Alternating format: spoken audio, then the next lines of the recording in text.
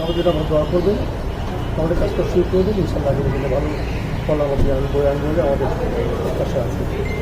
Sir একটা বিষয় sir জানতে চাই যে আমরা অতীতে দেখেছি যে রাজনৈতিক সরকারের সময় দুদক স্বাধীনভাবে কাজ করতে পারিনি, আমরা কি প্রত্যাশা করতে পারি যে এই সরকারের আমলে দুদক স্বাধীন এবং নির্ভীকভাবে কাজ করবে? আমরা কোনো চাপের মধ্যে নেই ইনশাল্লাহ।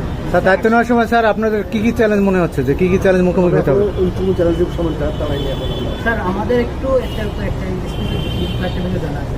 অন্তর্বর্তী সরকারের সময় অনেকগুলো নতুন করে আওয়ামী সরকারের সময় বেশ কিছু অভিযোগগুলো কাজ শুরু করুন, সেই কাজগুলোর ব্যাপারে আপনাদের অবস্থানটা কী হবে? একই সাথে আমরা সংসদেও দেখেছি যে অন্তর্বর্তী সরকারের সময় বেশ কিছু নিয়মের আলোচনা সংসদে উঠেছে। সামগ্রিকভাবে এই যে সমস্ত কাজগুলো দুটো মানে এর আগে কমিশন কাজ শুরু করেছিল, সেগুলো নিয়ে আপনাদের অবস্থান কি? একই সাথে সব রাষ্ট্রপতি শাহাবুদ্দিন চুপ্পু সাবেক ওনার বিরুদ্ধে দুদকের সংসদে একটা অভিযোগ জমা হচ্ছে, এগুলো নিয়ে আপনারা কাজ করবেন কিনা বা আপনাদের প্রায়োরিটি? আমাদের সামনে এখনো আসলে আমরা বসছি, তারপর আসুন আমরা যা করবো আপনার নিজেই দেখতে পাবেন। সেগুলি অ্যাডভান্স আমার কথা বলতে চাই না। আমি এক কথা বললাম, কাজ করতে পারলাম না, তখন আসলেই সমাধান। আপনার দয়া করে আমাদের শুরু করে দিন, আমরা সবাই হবে আমার সাথে সমস্যা একটা বিষয় বিষয়টুকু রাখতে হবে।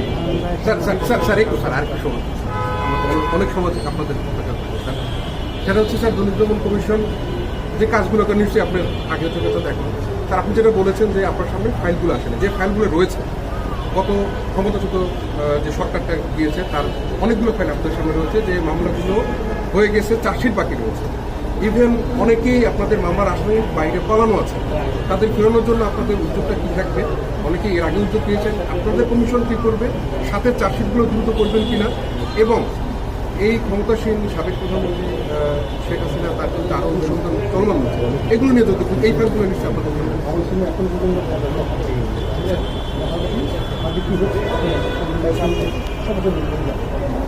তো জানবো যদি একটু যদি বলতেন।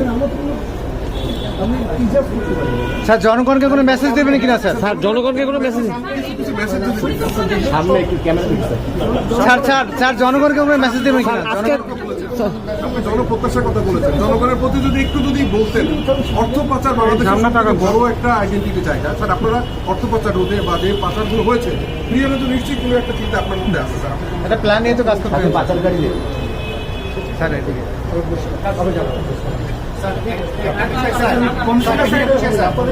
আপনাদেরকে ব্যবস্থা যাচ্ছি না আমরা।